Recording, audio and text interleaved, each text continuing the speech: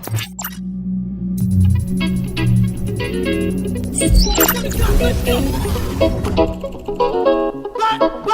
we go now. Let's go.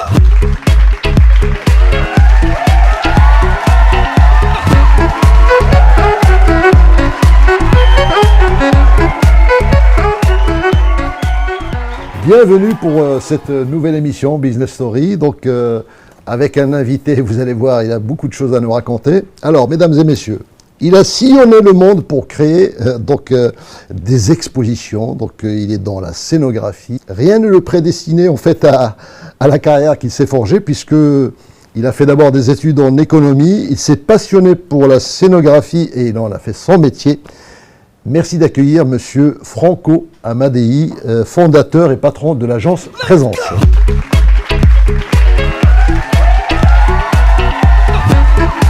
Bonjour Monsieur Amadei. Bonjour, merci de me recevoir. Quel plaisir de vous accueillir.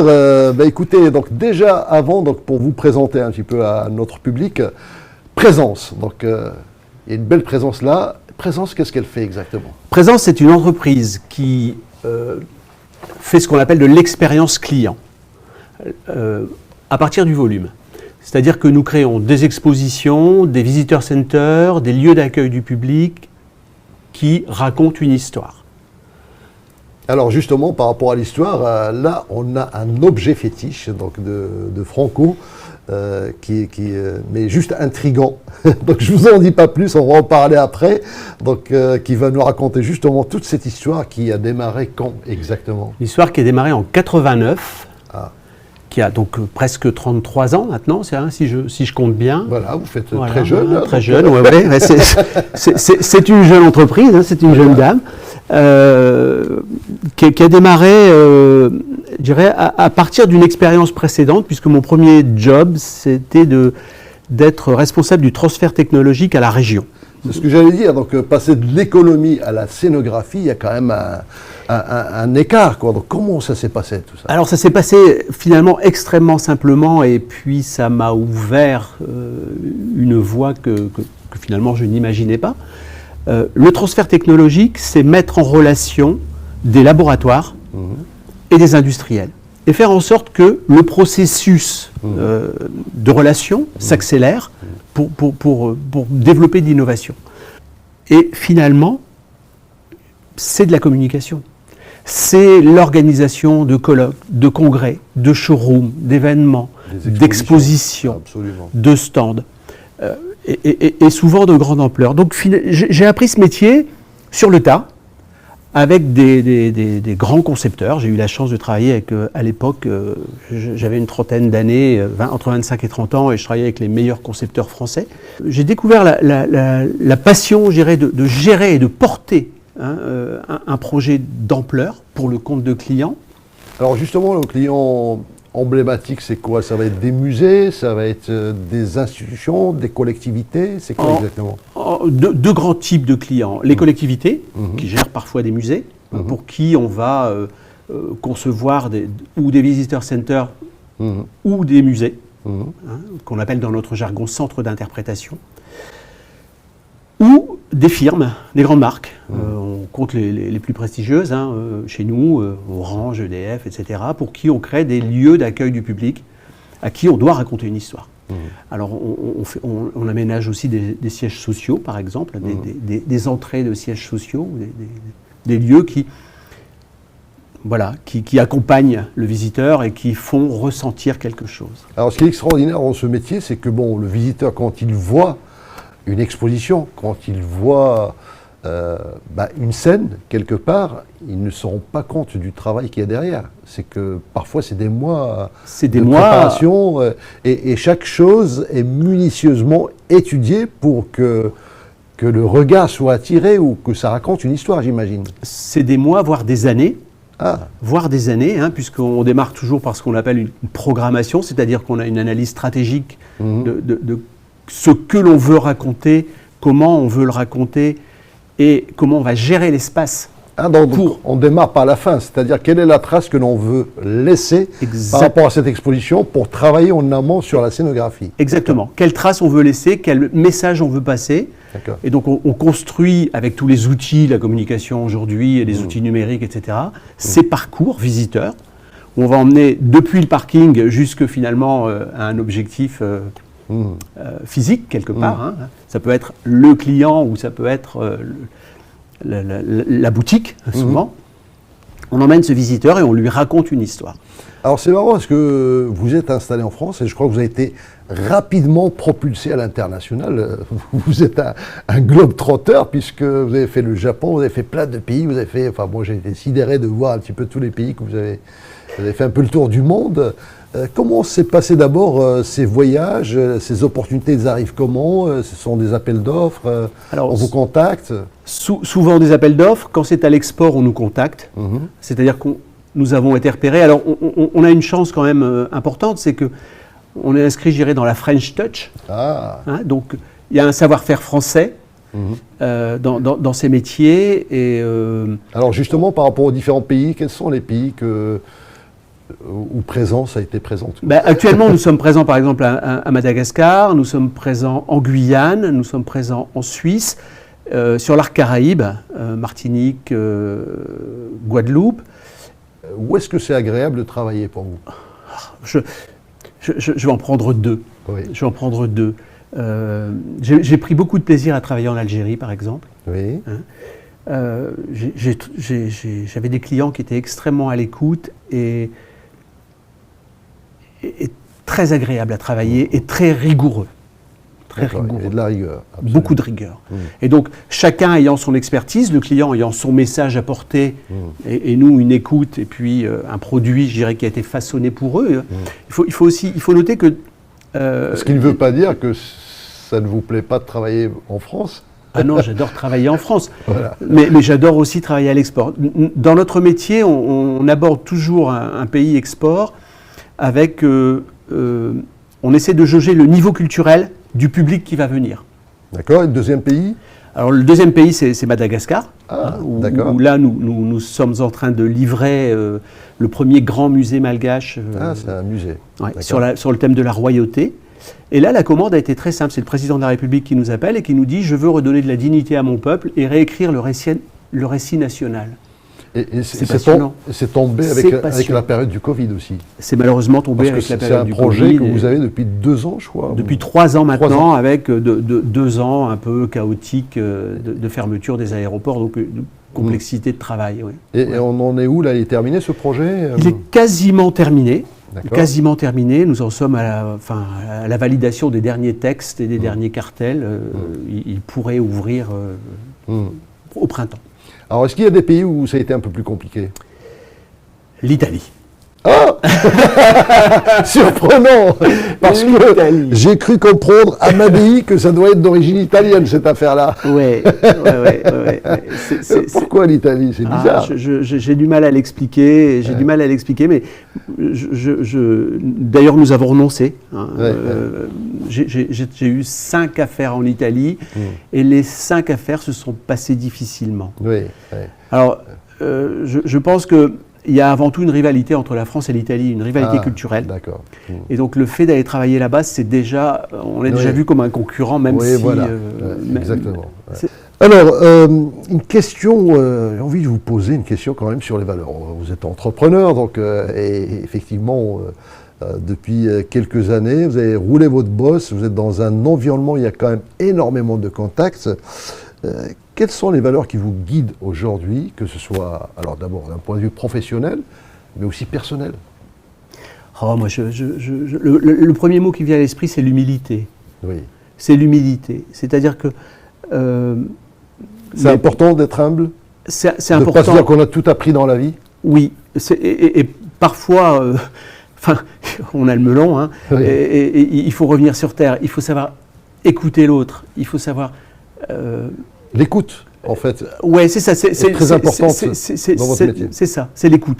C'est comprendre la problématique de l'autre. Surtout quand c'est pas la même culture que vous avez en face. Surtout quand c'est pas la même culture. Mais je dirais que même si c'est quelqu'un qui est comme nous, par exemple, si on travaille avec un maire d'un village de Haute-Savoie, comprendre ses contraintes. Je ne sais plus quelle culture où ils ne savent pas dire non. Ils ont du mal. Les Asiatiques en général, hein, on retrouve ça en Asie. Madagascar, je l'évoquais tout à l'heure, travailler avec les Malgaches, c'est un vrai bonheur parce que ce sont des gens qui sont fondamentalement gentils et humains. Mais par exemple, le non n'existe pas. Le non est une insulte, donc ils ne vous diront jamais non. Même s'ils ne sont pas d'accord, vous sortez de la réunion, nous en bon français qui avons l'habitude de dire oui, non, go, no go. Il faut réfléchir. Donc il faut savoir détecter le non dans le oui. C'est ça, c'est ça. Et en général, le non se traduit un peu plus tard par la non-action. Oui. On vous dit oui, mais on ne fait pas. Alors si on vous dit oui, on ne fait pas, c'est non. Donc c'est une perte de temps quelque part. Donc il faut savoir détecter. Et d'où l'importance de l'écoute active. D'où l'importance de l'écoute active. Donc je pense que pour moi, c'est une valeur fondamentale, mais c'est une valeur aussi c'est une valeur d'entrepreneur, mais c'est aussi une valeur d'homme. Je pense que savoir regarder l'autre, savoir l'écouter, savoir le comprendre, chercher, détecter quels sont les non-dits, ses problématiques, ses contraintes, et puis apporter une réponse adaptée. Je crois que c'est la principale chose. Et dans nos métiers, qui sont des métiers artistiques, ça n'est pas toujours évident.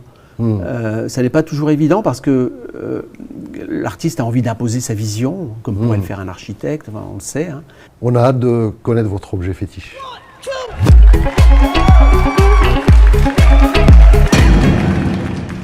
Voilà, mesdames et messieurs, je le prends avec délicatesse, tellement il m'a l'air à la fois solide et fragile, parce que je crois qu'il a traversé les années, cet objet.